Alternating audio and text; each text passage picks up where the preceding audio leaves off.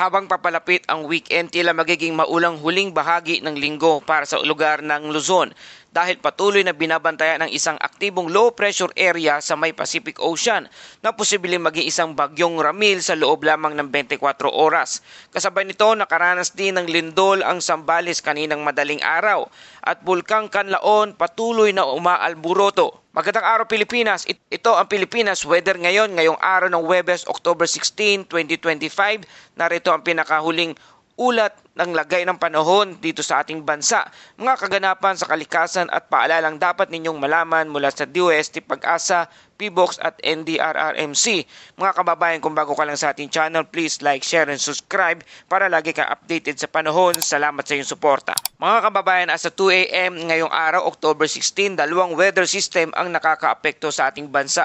Una, ang low pressure area o LPA-10E na nasa labas ng Philippine Area of Responsibility o PAR. Ayon sa Pag-asa, medium o katamtaman na ang tsansa nitong maging isang tropical depression sa loob ng 24 oras. At sa oras na tuluyan itong pumasok sa PAR o Philippine Area of Responsibility, ito ay tatawagin ng maging isang bagyong Ramil, ang ika-18 bagyo ngayong taon at ang ikatlong bagyo naman ngayong buwan ng Oktubre.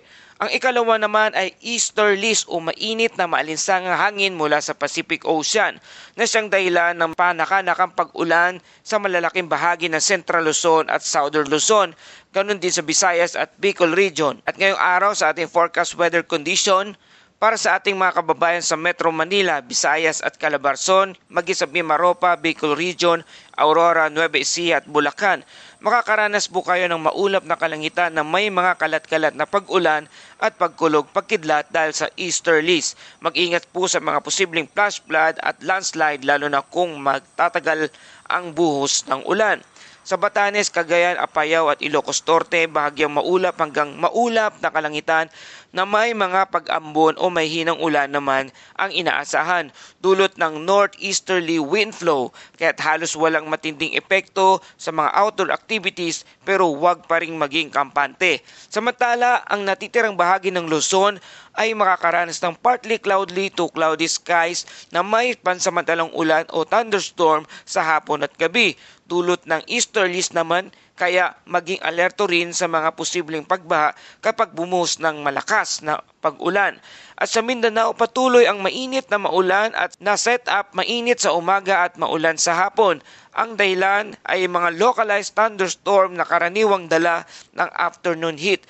Kaya magbaon pa ng payong at iwasang magtampisaw sa baha kahit mababaw pa iyan. At para sa ating wind and coastal condition, sa ating mga kababayang mangingisda at biyahero sa dagat, sa extreme northern Luzon, asahan ang light to moderate wind mula sa northeast. Maaring tumaas ang alon hanggang 2.1 meters. Kaya paalala po, magdoble ingat lalo na kung maliit na bangka ang gamit ninyo.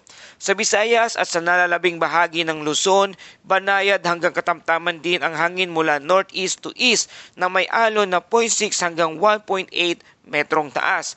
At sa Mindanao, bahagyang banayad din ang sitwasyon.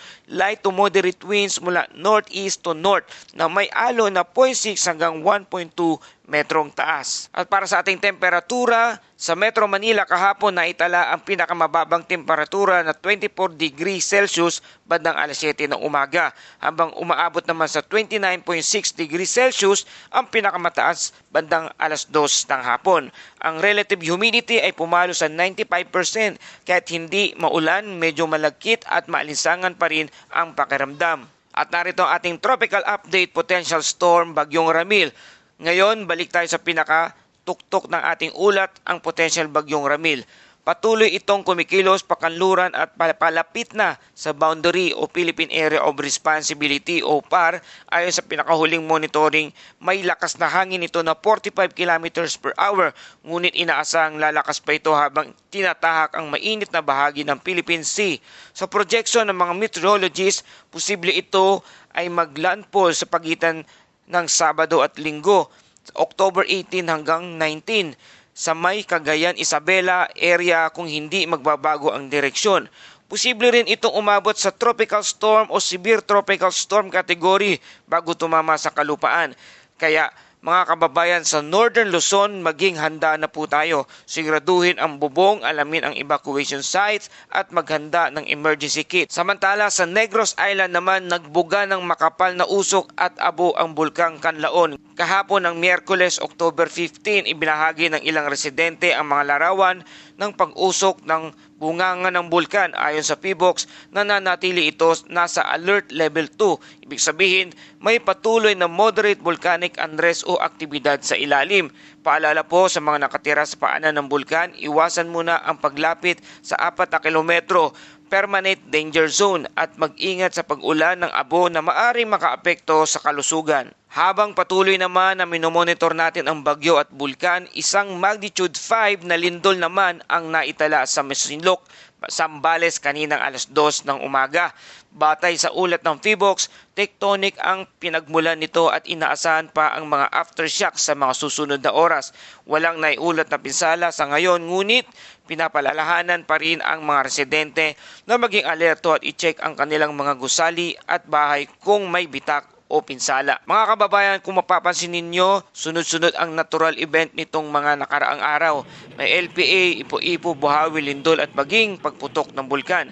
Hindi man ito sabay-sabay pero paalala sa atin na laging maging handa at mapagmatsyag. Tandaan ang kalikasan kapag nagpahinga ay nagbibigay babala.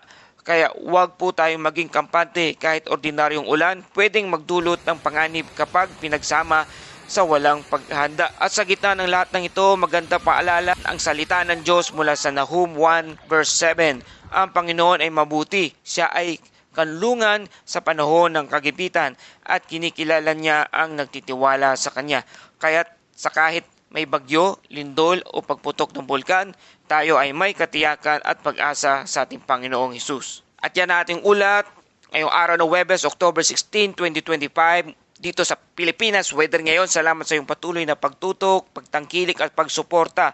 Please like, share, and subscribe para lagi kayong updated sa panahon. Ito ang Pilipinas weather ngayon na nagpapaalala, maghihanda, maghiligtas, mag-alerto, ingat tayong lahat.